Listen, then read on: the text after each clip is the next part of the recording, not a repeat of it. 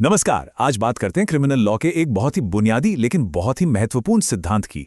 यह है संज्ञेय अपराध, या जिसे कहते हैं कॉग्निजेबल ऑफेंस। ये आप समझिए एक ऐसा कॉन्सेप्ट है जो पुलिस को गिरफ्तारी की एक बहुत बड़ी शक्ति देता है। तो चलिए इसमें थोड़ा और गहराई से उतरते हैं।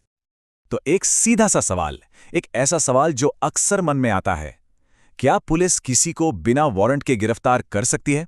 और इस एक सवाल का जवाब ही हमारी पूरी न्याय प्रणाली कैसे काम करती है उसे समझने में मदद करता है। और देखिए, इस बड़े सवाल का जवाब सिर्फ एक बहुत ही महत्वपूर्ण कानूनी शब्द पर निर्भर करता है। यही वो शब्द है जो ये तय करता है कि कब पुलिस तुरंत एक्शन ले सकती है और कब उन्हें मैजिस्ट्रेट की इजाजत की जरूरत पड़ेगी। तो वो शब्द है कॉग्निजेबल ऑफेंस, जिसे हिंदी में कहते हैं संज्ञेय अपराध।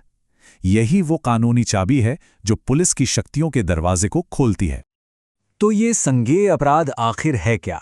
देखिए, इसे आसान भाषा में समझें तो ये वो अपराध होते हैं जो ज्यादा गंभीर प्रकृति के माने जाते हैं, और इतने गंभीर कि पुलिस को किसी सस्पेक्ट को गिरफ्तार करने के लिए मजिस्ट्रेट के वारंट का इंतजार करने की जरूरत नहीं पड़ती। वो सीधे जाकर गिरफ्तारी कर सकते हैं। बस यही इसकी सबसे खास बात है। और अगर कानून की भाषा देखें तो उसमें भी इसका मतलब बिल्कुल साफ लिखा है। संज्ञेय अपराध का मतलब है वो अपराध जिसके लिए एक पुलिस अधिकारी बिना वारंट के गिरफ्तार कर सकता है। ये जो फ्रेज है ना, अरेस्ट विदाउट वारंट, बस यही इस पूरी अवधारणा का केंद्र है।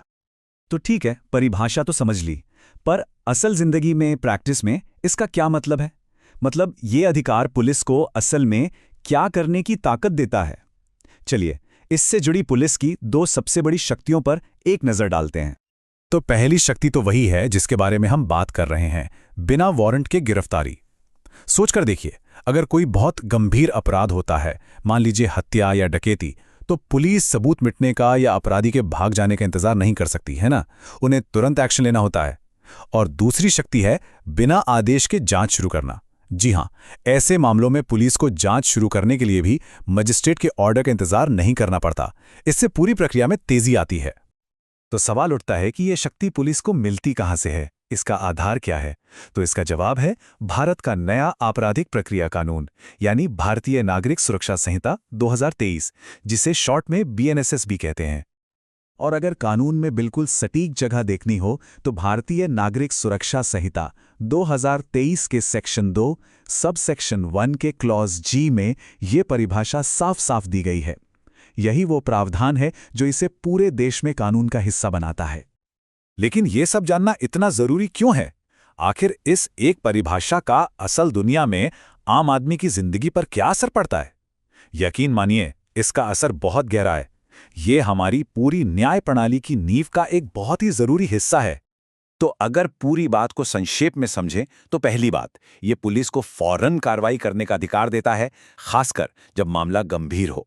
दूसरी बात, यही वो कॉन्सेप्ट है जो कानून की नज़र में बड़े अपराधों को छोटे अपराधों से, यानी नॉन कॉग्निजेबल ऑफेंसेस से अलग करता है।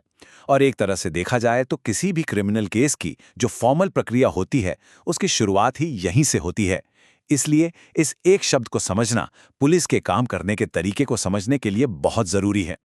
तो ये तो साफ है कि तेजी से न्याय हो सके, इसके लिए ये एक बहुत ही जरूरी शक्ति है।